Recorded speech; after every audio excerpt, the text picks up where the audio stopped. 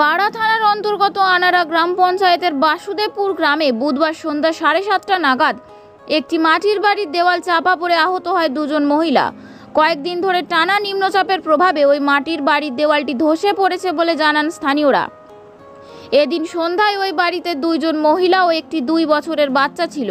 হঠাৎ করে ওই মাটির দেওয়ালটি ধসে পড়ে যায়। ঘটনায় অঞ্জলি বাগদি নামের এক মহিলা গুরুতর জখম হয় ও আর এক মহিলা গায়ত্রী বাগদি ওই বাচ্চাটিকে নিয়ে কোনো রকমে বেঁচে যায়, তবে সামান্য আঘাত লেগেছে তাদের। ঘটনার খবর পেয়ে স্থানীয়রা ছুটে আসে ও ঘটনাস্থলে পৌঁছায় আনাড়া ফাঁড়ির পুলিশ। তাদের উদ্ধার করে রঘুনাথপুর সুপার স্পেশালিটি হাসপাতালে নিয়ে যাওয়া হয়। সেখানে গুরুতর আহত অঞ্জলি বাগদির চিকিৎসা শুরু হয়েছে ও বাকিদের প্রাথমিক চিকিৎসা করে ছেড়ে দেওয়া হয়। দেয়াল তো মানে পড়ে গেছে।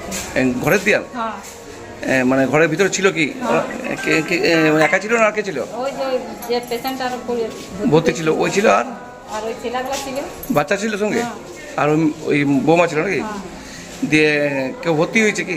কজন ভর্তি হয়েছে? দুজন, মানে ছেলেটা মায়ের কাছে আছে, বউটাকে ভর্তি করেছে।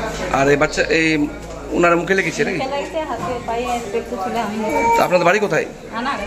আনাড়া গ্রামের নাম বাসুদেবপুর। বাসুদেবপুর। দিয়ে ওখানে কেউ গিয়েছিল আপনাদেরকে দেখতে? কেউ? হ্যাঁ, গোটা পাড়ার লোককে দেখেছি তো, সবাই এসেছে। সবাই এসছে। এখন মোটামুটি ভালো আছে তো? এখন পেশেন্টের কি নাম পেশেন্টের? অঞ্জলি অঞ্জলি বাগদি। বাগদি। আর যার হালকা লেগেছে তার নাম? এর নাম হইল গায়ত্রী বাগদি। গায়ত্রী বাগদি। আর বাচ্চাটার? বাচ্চা সুপ্রিয়া বাগদি। আপনি কে হন? আমি কাকিমা।